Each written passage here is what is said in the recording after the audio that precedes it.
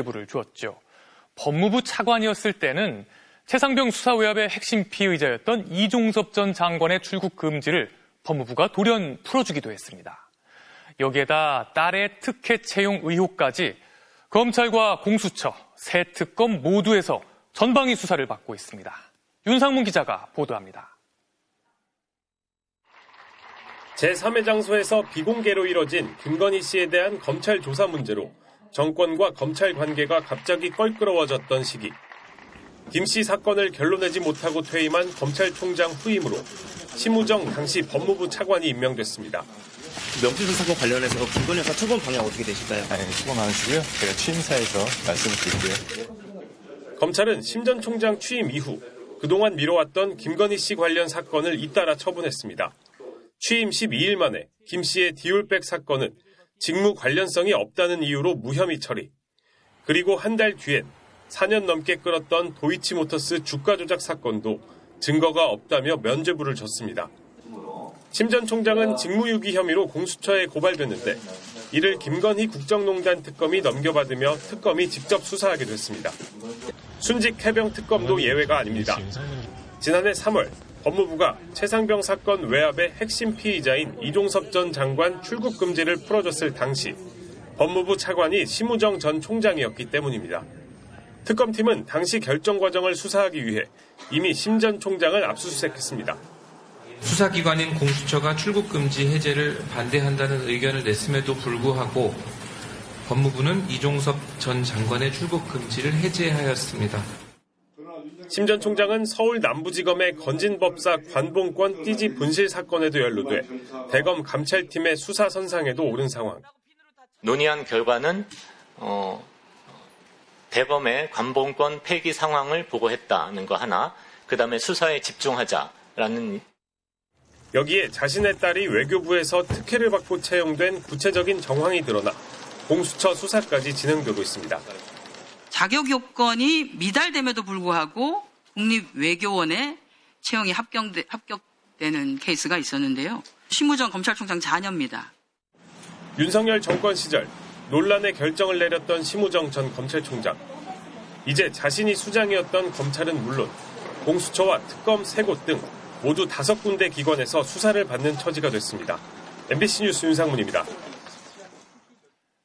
지난해 윤석열 전 대통령이 갑자기 예정에 없던 브리핑에 나서서 동해에 대규모 유전이 있다고 깜짝 발표했던 대왕고래 프로젝트 기억하시죠?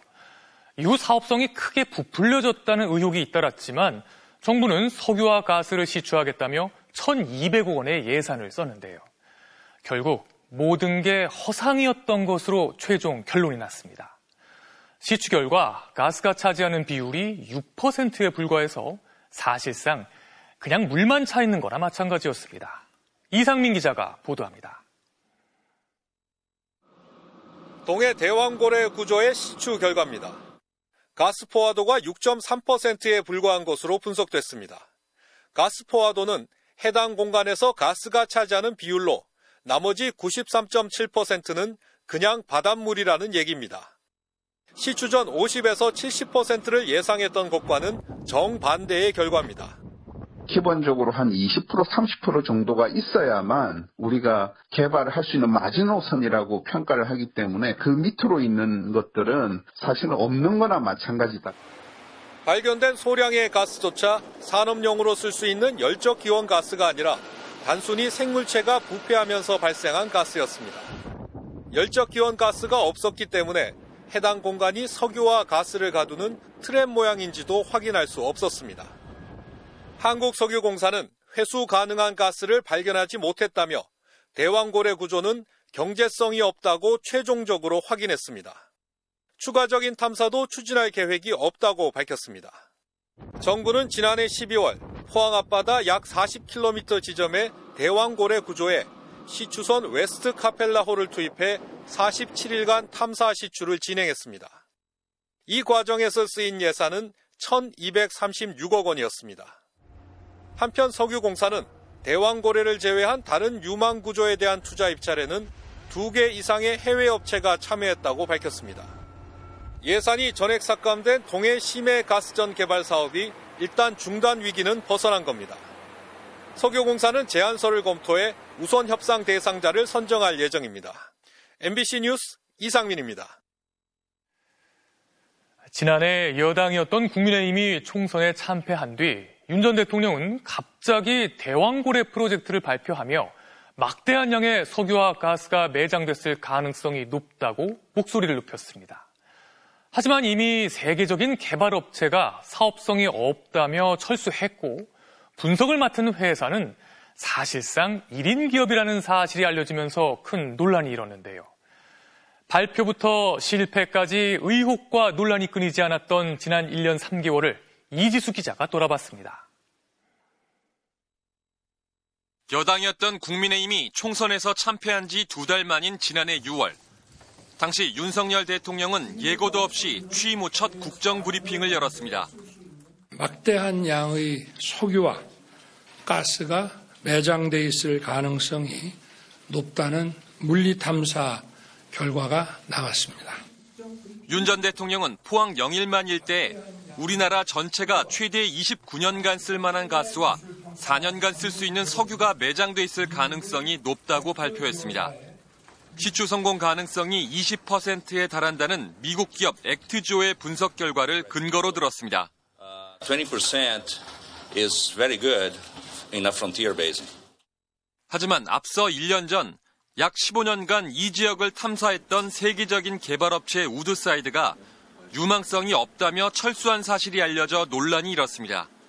게다가 윤 대통령이 세계 최고 전문 기업이라고 소개했던 액트조는 주소지가 대표의 자택인 사실상 1인 회사이고 세금 체납 기록까지 있어 분석 결과를 신뢰할 수 있느냐는 비판이 이어졌습니다. 한국에서 기자회견까지 열었던 아브레우 대표는 의혹이 가라앉지 않자 아예 언론과의 접촉을 끊었습니다. He moved to Brazil. He moved to Brazil. Yeah, he had to go back to Brazil with his company for 4 years. So he's leasing out his home. 논란에도 불구하고 12.3 비상계엄 직후인 지난해 12월 중순 시추가 시작됐고 약 한 달 보름 만인 지난 2월 정부는 가스 징후가 있었지만 경제성을 확보할 만한 수준은 아니라는 잠정 결과를 내놨습니다. 그리고 윤 대통령 발표 1년 3개월 만인 오늘 정부는 대왕고래 프로젝트 실패를 시인했습니다. 당시 굉장히 지지율이 낮은 상태였고 대왕고래 프로젝트라는 큰 프로젝트가 성공한다라는 걸 중심으로 해서 일종의 좀 지지율 상승을 꾀했던 게 아닌가. 석유공사가 추가 탐사를 계획하는 가운데 향후 개발 사업에 대해선 추가 검증이 필요하다는 지적이 나옵니다. MBC 뉴스 이지수입니다.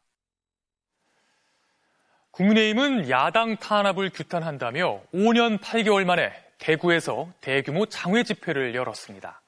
당초 집회에서 윤 어게인 관련 구호와 피켓은 금지한다고 했었는데요. 현장에선 부정선거론자들이 대거 참석한 가운데 참석자들이 윤석열 대통령을 연호했고 당 최고위원회마저 지난 대선을 부정하는 발언을 쏟아냈습니다. 고병찬 기자가 보도합니다.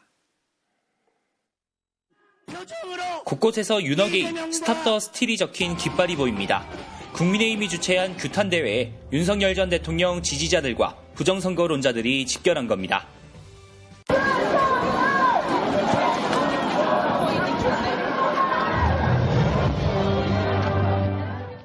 연단에서도 이들을 겨냥한 듯 지난 대선에 불복하겠다는 취지의 발언이 나왔습니다. 대한민국 지키기 위해 기꺼이 극단을 택합시다. 이재명 당선 무효. 결국 극우화 논란을 지우지 못한 채 5년 8개월 만에 장외 집회에 나선 국민의힘은 정부가 특검을 통해 야당을 탄압하고 있다고 주장했습니다. 정치 특검은 굶주린 하이에나처럼 이리저리 날뛰면서 죽는 줄 모르고 닥치는 대로 집어삼키고 있습니다. 그 헌법에 입법부, 사법부, 행정부가 삼권 분립이 되어 있다고 했는데 어떻게 하나의 권력이 다른 권력보다 위에 있다는 말입니까, 여러분? 더불어민주당은 야당의 장외 집회에 대해 혹평을 쏟아냈습니다. 정청래 대표는 국민의힘을 가출한 불량배에 비유하며 윤어게인 내란 잔당에 역사 반동을 국민과 함께 청산하겠다고 강조했습니다. 취임 100일을 맞은 김병기 원내대표 역시 명분 없는 장외투쟁일 뿐이라고 일축했습니다. 적어도 내란을 인정하지 않는 상태에서 어떤 것도 저는 명분이 없다고 생각합니다.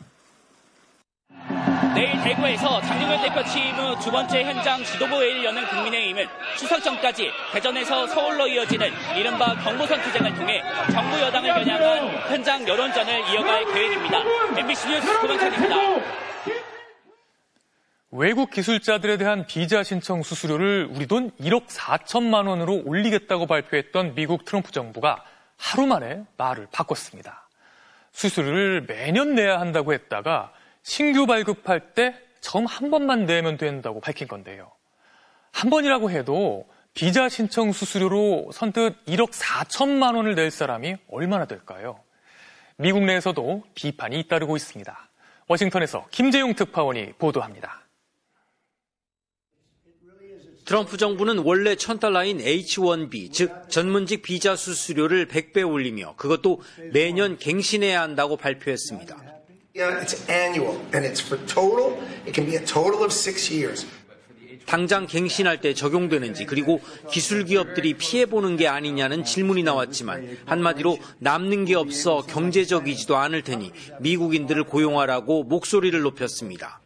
So it's just non-economic.